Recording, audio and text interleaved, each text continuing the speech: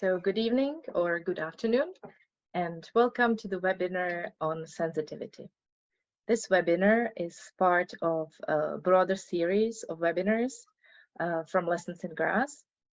And this way we promote outdoor learning, and we want to share some inspiration to teachers, parents, and other educators.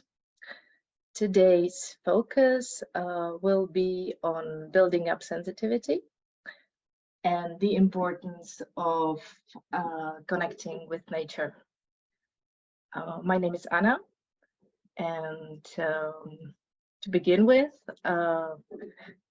I'll start from a broader context, just to see where we are coming from and what's our goal and why we do what we do.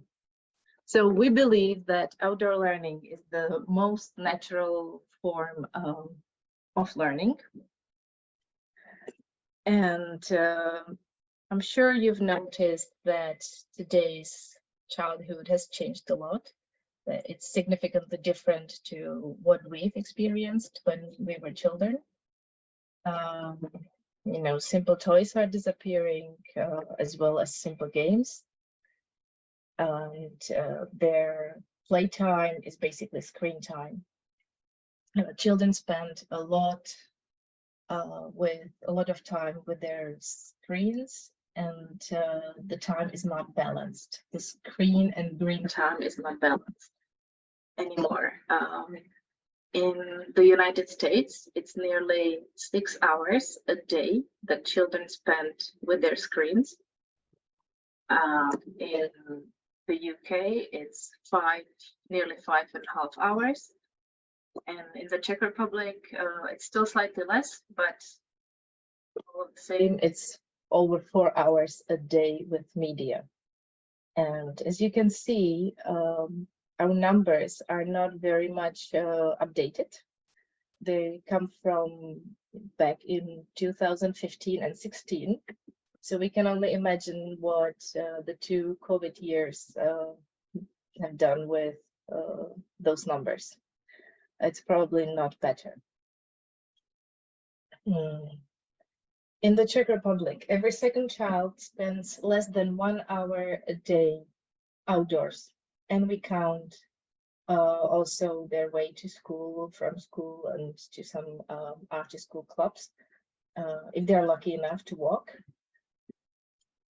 And we all see the consequences of this state.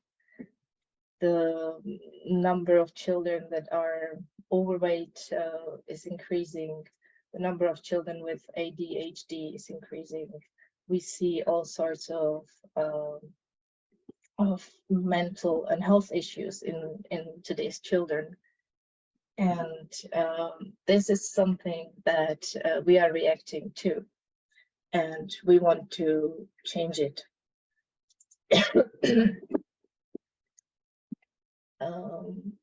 Children are very much disconnected from nature, and we want to bring them back to nature, where they should feel home, but they don't really know nature anymore.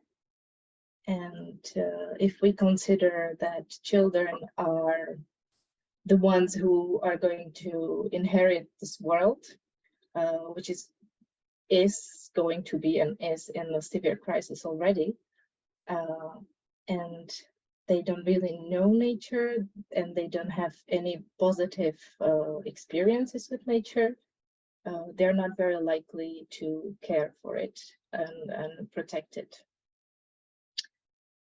So that's why we bring up the topic of sensitivity, because we feel that it's very often it's omitted in the school curricula.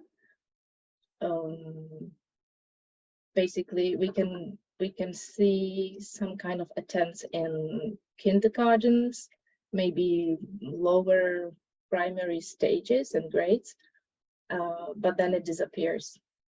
And we see the emphasis of being outdoors with the smallest children, but later on, there is the emphasis on learning as such, and on the, getting to know nature via scientific observations. Our relationship to nature does not depend on our knowledge, but on how we experience nature. If we like to go there, if we like to be there, and whether it has any special meaning to us. And this is basically our main message, that relationship cannot be created with our thoughts by reason, but it can be created by feelings. So we can't really teach it at school in the sense of the word that we usually perceive. But we need to build and nurture the relationship, and it requires some care and effort. The relationship with nature can be compared to any other relationship. So maybe you can consider some of your strong relationships that you have, and think of what makes them strong and what nurtures the relationships. And you'll see that the key element is closeness and connection that is created by emotional bond. And now there's a little meditation part. I want you to close your eyes and imagine you are back in your childhood, and you are somewhere where you feel safe, where you feel fine and cozy, and it's your favorite place. And now just look around and think of what you see around you, what you feel, what are the colors around you, the textures, maybe what you hear. And just stay there for a minute, back in your childhood, in your favorite place, and enjoy all the sensory feelings that are there, connected with the place.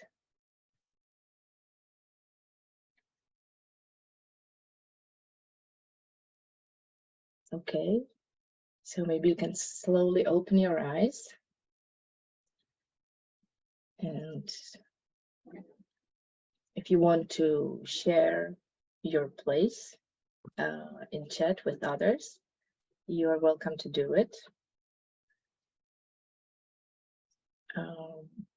Our experience is that most of the time people are somewhere outdoors,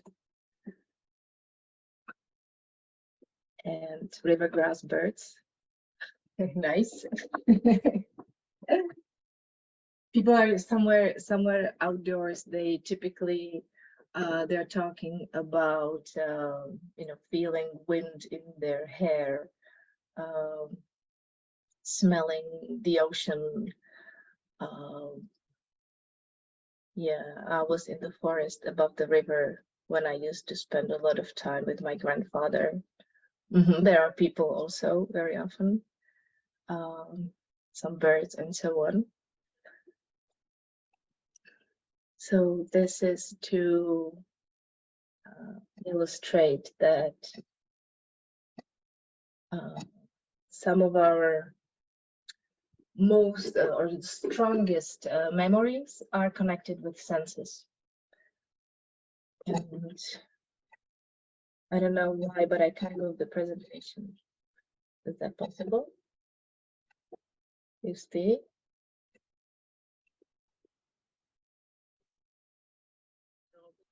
Doesn't, oh, now it works. So the memories are connected with senses, because that's how we perceive the world around us. So we have 5 senses, somebody have 6 senses. And we use them to perceive the natural world around us. So sight, hearing, smelling, taste, and touch, or the combination of the senses. And as was already said, the relationship with nature, or any other relationship, can't be formed by head, but it's formed through heart. And this is the key, how to build up the relationship. And if we are outdoors, it's very good to block the dominant sense with the children, because sight is our dominant sense, and there is a lot of visual stimuli around us, and we tend to focus on our sight. But if we block the sight, we can focus on other senses. We hear more clearly what's really going on around us. And of course, we need to be still, alone if it's possible, which is the best, but it doesn't have to be in the first stage.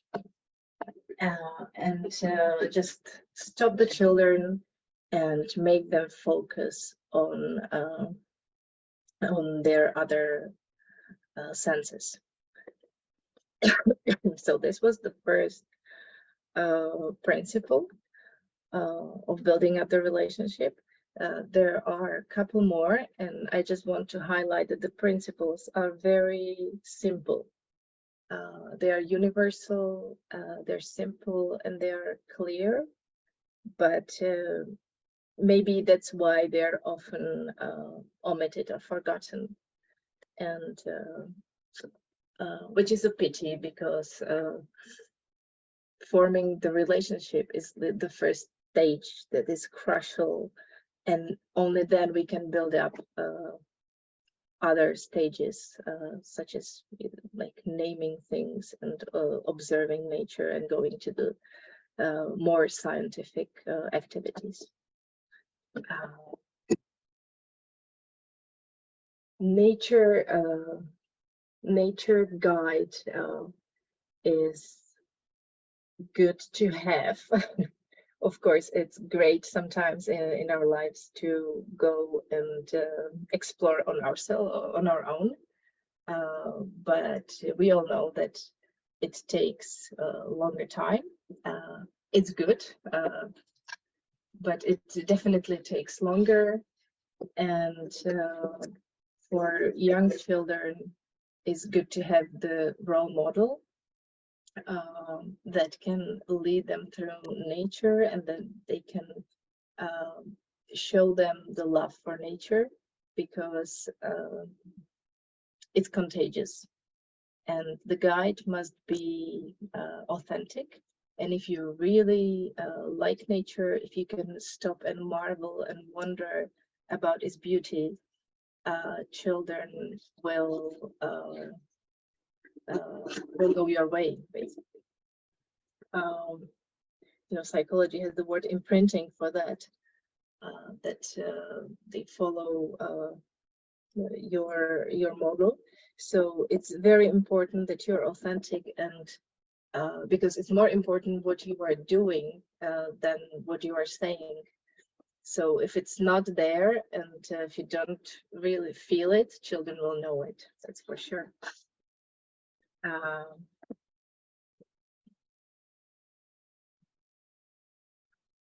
Another topic is that you as a guide should make nature attractive for for children, because if you appreciate nature and if you can look at it with different eyes, it will make it more attractive for your students and your children. And that's basically the imprinting as I was talking about. And because nature is attractive, but not everybody can see it and appreciate it if they are for the first time in nature. So the role of the guide is just to help them find their ways and maybe even prepare the way for children. And you can also definitely leave some space for their own explorations. But just show nature as an adventurous, unique place, full of experiences. Make it beautiful, wild, unique, and full of stories for them. And young children are very capable of seeing it there on their own.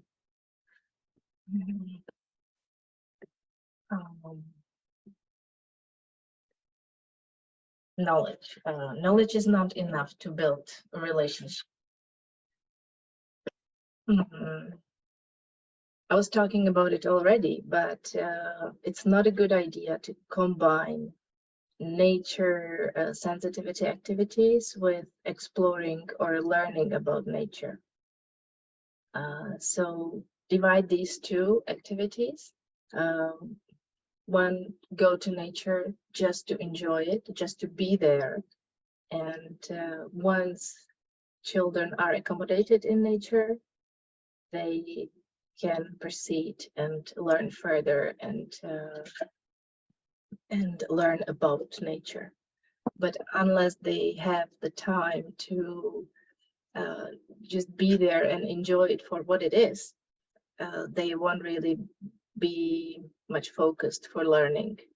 And that's typical experience of teachers who venture out for the first time, and they have the ambition to really learn something, and they are very often they're disappointed because the children just go all over the place and gets really wild, and they're enjoying the place, and they need to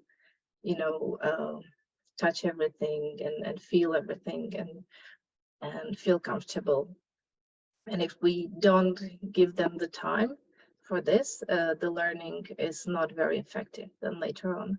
So that's why we tell teachers that not to be that ambitious and give them time to enjoy nature, just to be there and for what it is. Yes, and I understand at the same time that the teachers struggle for time very often because there is a lot to learn, and they feel that they don't have time for just playing. But that's a huge misunderstanding. They need to understand that this playing is actually learning and building up the connection that we can then build on.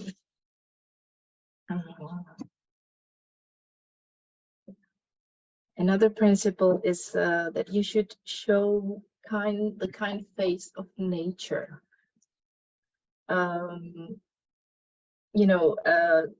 Just be careful with what the children are exposed to, because getting wet, cold, hungry, or even lost can be fun and challenge for some adventurers. But newcomers need to be kept warm and dry and cozy, because if they get some negative experience, it's very difficult to fix it later on. And there are children who are so disconnected from nature that they are scared just to sit on the grass you know, that they're scared that they will be eaten by ticks and mosquitoes or some wild animals. So it needs to be really carefully balanced, and it's good to know something about the group that you're going out with, so that you just don't scare them away. But on the other hand, it's good to push their boundaries, you know, gently, but pushing slowly, and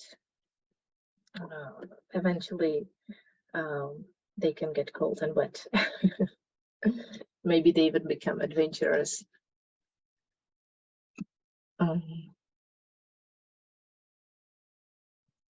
Even the closest nature is beautiful. Enjoy minor details. You don't have to be in some kind of a spectacular nature settings, but you can still enjoy nature in your closest surrounding, even though on the first sight you feel that there's nothing that can be interesting.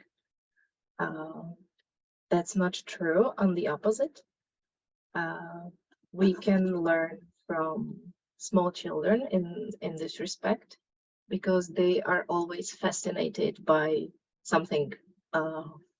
You know, there is a puddle, there is a cone, and the minor details just make the beauty and diversity around us.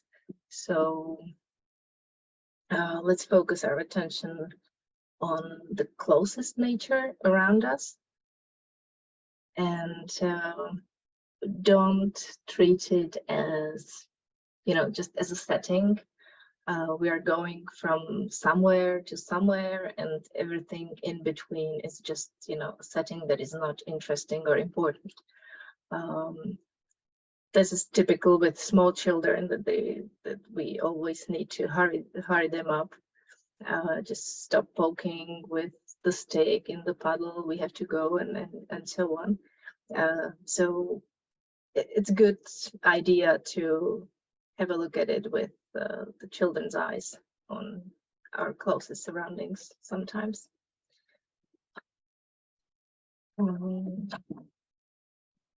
Find wilderness. From the evolutionary point of view, we tend to lean to wilderness, because this is something that we came from, and we all have this innate need to connect with nature, and we tend to choose wilderness to some kind of, you know, tidy and nice places. But so look for you know, more natural spaces, some impenetrable forests, untamed streams, wild jungles, instead of the tamed parks with English lawns and nicely done gardens. But still, it's a point of view. The wilderness can mean different things for different people. For somebody, it can be just tall grass for small children. And for somebody, it can be shrubs in the corner of a park, and somebody needs, you know, a national park and wild mountains. But wilderness as such, in whatever extent, definitely stimulates our imagination better than the English lawns.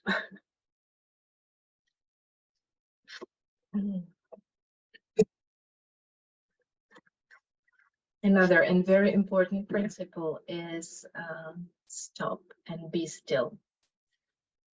The slower you move in nature, the better. You will definitely see and feel nature more on foot than on a bike, and when standing than running, and more in peace than in a hurry.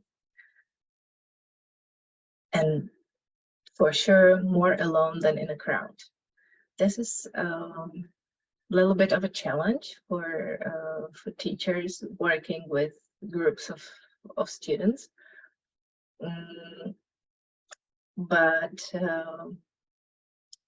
it's great if we can divide the children now and then into smaller groups, or even leave them alone, but we'll get to it.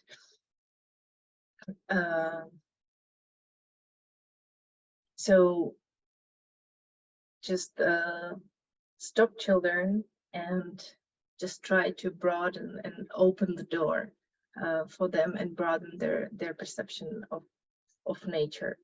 And it's not about really the quantity of the experiences, but of the quality.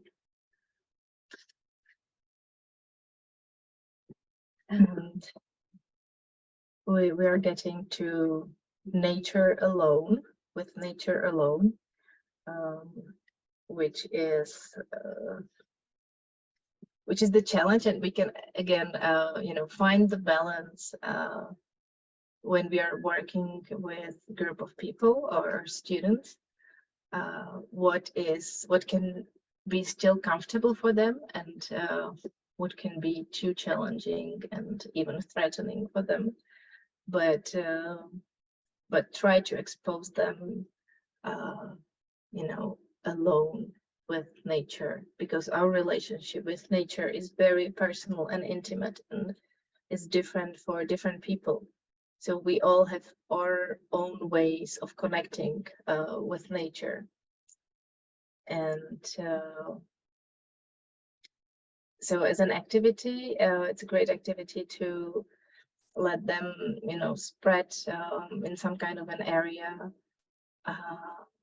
within some boundaries, of course, and just let them find a quiet, nice place, and they just are there. They listen, they meditate, and what's very important is that they just resist naming things and giving them the labels. Just enjoy nature for what it is, without asking them questions. What's the name of this tree and what's this flower? Just enjoy it. And with the smallest children, it's possible as well. We can just let them sit somewhere we are around, but we can just observe the child, what he or she is doing, but it's doable even with small children. And, we have a lot of resources, and sensitivity is vital and essential part in our resources. We put a lot of emphasis on it, but we've put together one ebook that is focused only on sensitivity, and that's called Trees, Experience and Love. And in this ebook, we put together a lot of activities and games connected to trees. They are around trees, but they all have the objective of building up sensitivity and being in nature and building up the connection. And this ebook is part of a broader series. It's a trilogy. And this illustrates our approach to outdoor learning, that in the first stage we have the sensitivity, just build up the relationship with your place, your immediate place, with nature. And once children are accommodated in nature, once they feel comfortable there, we proceed to the next step, and that is creating and using hands in nature. We call this create and care. And In this ebook, there are a lot of activities where children can experience nature as an inspiring place that sparks creativity. They can do a lot of things from crafting to writing poems or building birdhouses, doing some art lessons. There are many forms of it, but the important thing is that they don't go straight to the knowledge and learning, but they go through the creative process first. And in the third volume, then we are exploring and protecting trees, and that's the knowledge, that's the science, all the measuring and observing. We name the natural phenomena around us, we name the trees and things like that. So this was our approach to sensitivity and what's next for us. And Adelo, I think it's your turn. Thank you, Anna, for introducing us all into the sensitivity and how it can be built in small kids. We are going to build a sensitivity and thus the connection to the nature world now. And I will show you some of our lessons, or maybe just how our approach works. Can you stop sharing your screen, please? Oh, yeah, sure. Thank you. So now it's my turn. I'm Adela. Hello again. Thank you, Anna, for introducing how sensitivity and thus the connection to the natural world can be built. Now, how do we enjoy nature?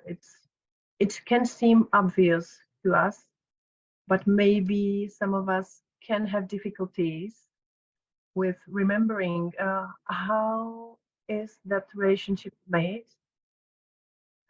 We have created an ebook called Playful Herbarium, which you can use now in the spring. I will share a screen with you soon, I hope.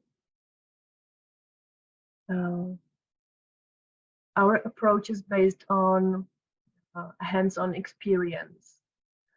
You have your small children willing to do something, and maybe sometimes you don't have much time. So first, you can share stories with them and then let them explore on their own. I hope you all see this is our ebook I will be talking about. And what can we find inside? Anna has mentioned our approach, which is based on relationship, which is love. First, you must love something. Then you can learn about it, because then your head is open for the knowledge. If you don't love something, you will hardly remember about it later. And as soon as you learn about it, you are on the way to care for it. So we offer that you go with your children, play outdoors, discover spring herbs, and then we provide you with worksheets where there are lots of information about certain herbs, how are they called, why are they called so, and so on. And we also suggest possible action for caring for creatures in your garden, for example, making your own small gardens for fairies and so on. There are activities you can try first, you should read the story together. It's a story about three siblings and the fairies who take care about garden herbs. And as soon as you start imagination by this process, you can begin with some real action, like sowing seeds. Uh, we suggest that you engage all your senses, as Anna mentioned, although if you turn off the sight for a while, you can go deeper into your body and experience the connection with the natural world. Of course, many children love making houses. So now we will offer that you make houses for your garden fairies. There are also tips on doing your own medicine or some treatments. And then you can care also for the inhabitants of your garden, such as frogs or bumblebees, earwigs. And of course, there are receipts. So first, as you already know, children need guides to get closer to nature. It can be you reading the story, and later on, it can be the fairies you will be reading about. For kids with strong imagination, this will be the most important point, I think. But also for the others, it's important to read about something that is happening in the nature, and they can think about it like, oh, this is beautiful world. Can I have a peep in it? These will be your guides. I hope that you like the illustrations. And this is just the perfect time to discover nature because everything is so green. There are plenty of seeds. There are beautiful herbs in your garden. If there are not, you can plant them.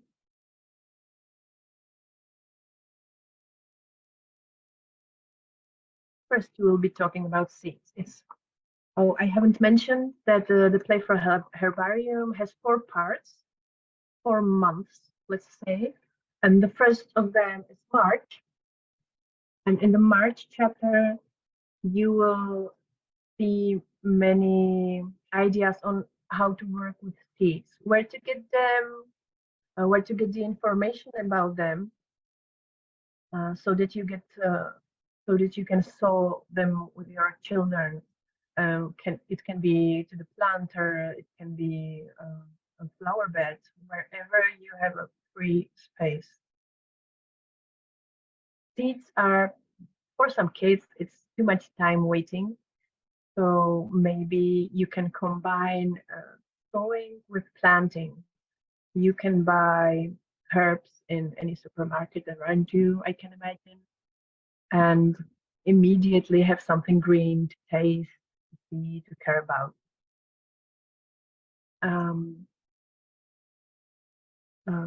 If you read the stories carefully, the fairies are suggesting that you make your own dance and song to support your seeds growing.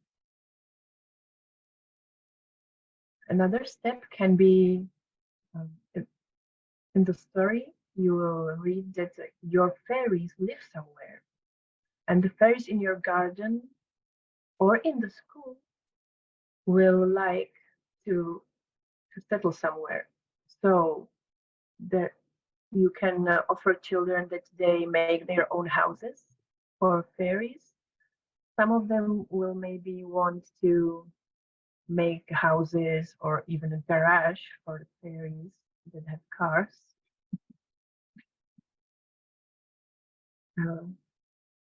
If you are making such activities with kids, we always suggest that you reflect them in some way.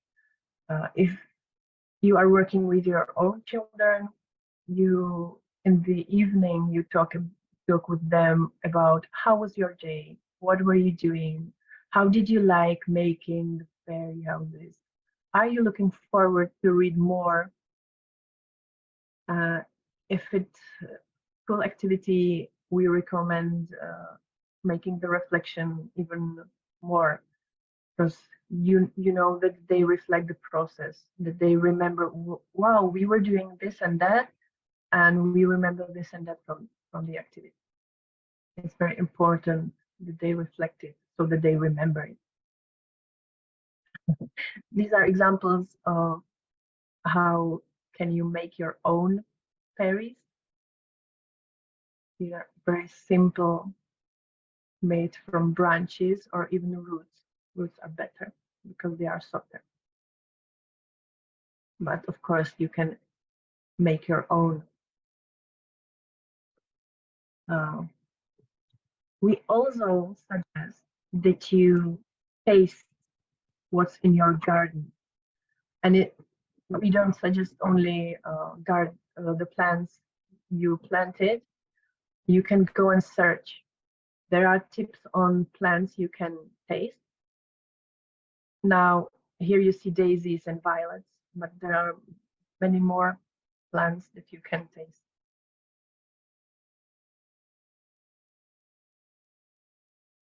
This is another sense that is connected with nature, a taste. Children can taste a sorrel, they love it, or a wood sorrel if you are in the woods. Now I have a cocktail with me which is made with lemon balm. It's very good and it contains a lot of vitamin C. You can taste daisies, parts of young dandelions, whatever you find, and you are sure it's not poisonous, you can try.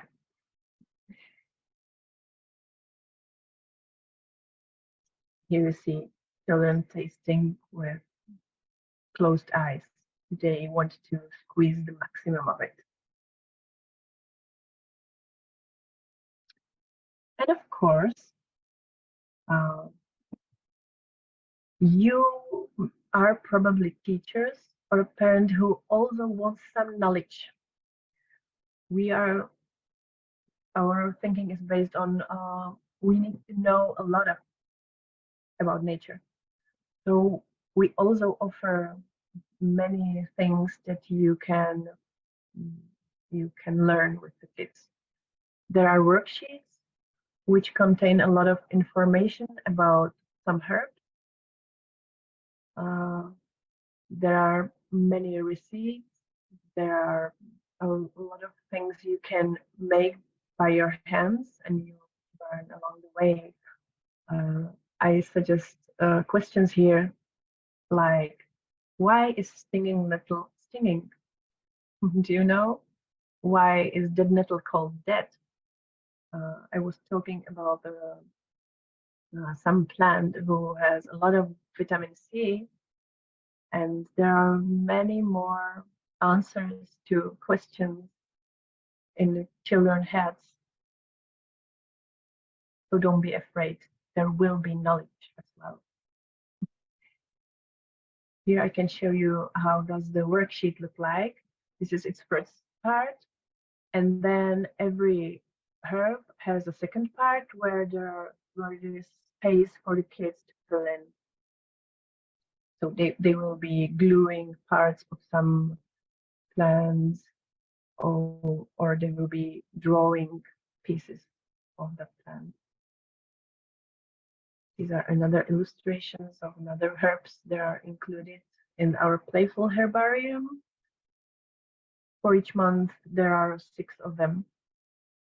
And this was, in general, how our playful herbarium works. So it will lure you in the garden. It will provide you with guides for the kids, and it will suggest you many ideas for exploring, for taking care about your garden and its inhabitants. And then you can widen your experiences and your knowledge about some herbs. certain herbs. So these are the 4 like volumes or chapters of it on our web page.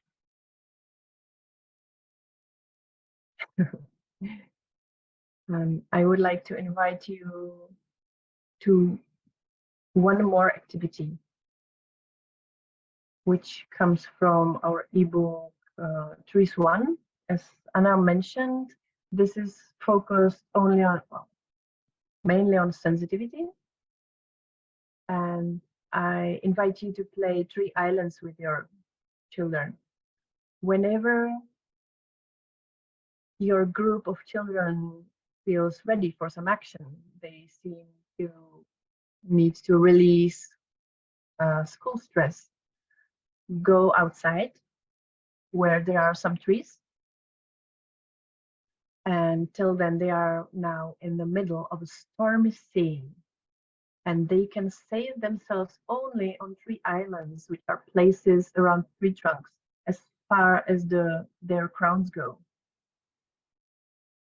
Maybe you will need a short walk before the game so that you notice where the trees are. And then there is the core.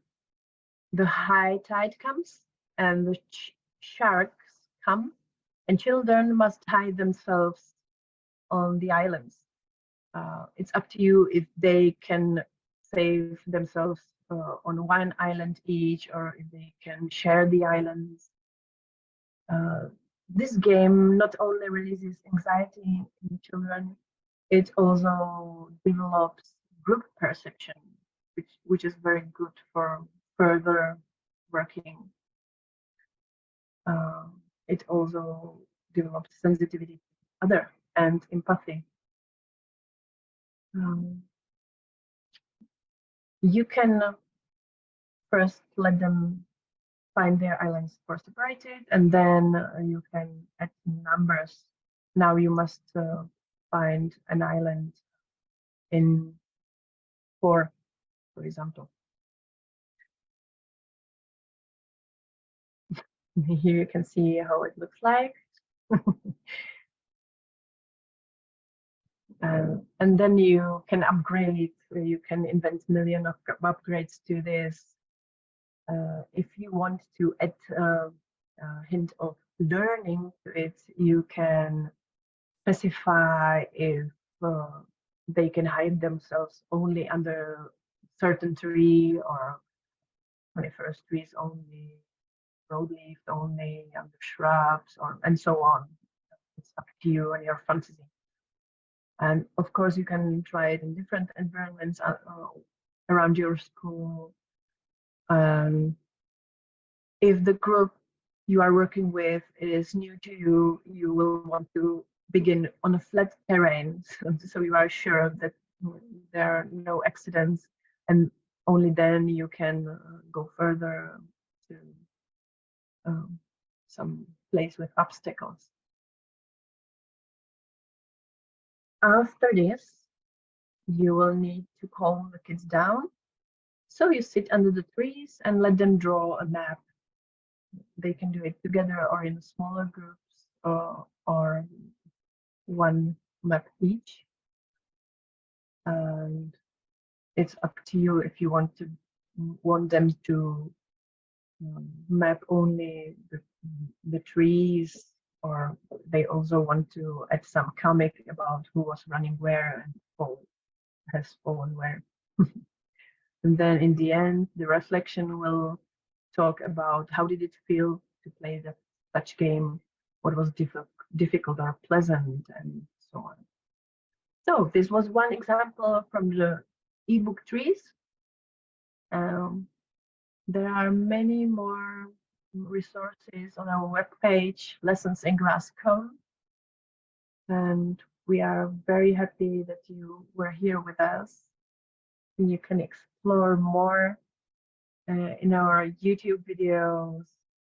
You can visit our Facebook page. There's also an Instagram account you can follow. And that was all from me. I was very nervous, and I'm very glad you were here with me. And I'm looking forward to meet you again in another webinar. And I hope that Anna wants to add something as well. I couldn't unmute myself. So I'm very glad that you joined us today. I hope you get some ideas and inspiration that you can take and use it in your life. And we'll be very happy if you join our further webinars. The closest is next week on the 10th of May, the same time. So it's 8 p.m. Prague time. And we'll be talking about the International School Grounds Month, which is May. And this year's topic is water. So we'll provide you with a lot of activities that you can do with and around water. And again, they will be divided into the 3 steps. Firstly, we'll be playing with water and experiences, water around us. And then we'll be creating with water. And in the 3rd stage, we'll explore it more scientifically, and we'll connect it to climate change issues. So we'll talk about transpiration and the role of water in tackling climate change. So it'll be next week. And then later on, there will be other 2 webinars. One will be with numbers, math outdoors, and the last one just before holidays, summer, and we'll provide you with some summer challenges and activities that you can do during your holidays. So thank you very much for today, and I hope we'll see you soon. Bye. Bye.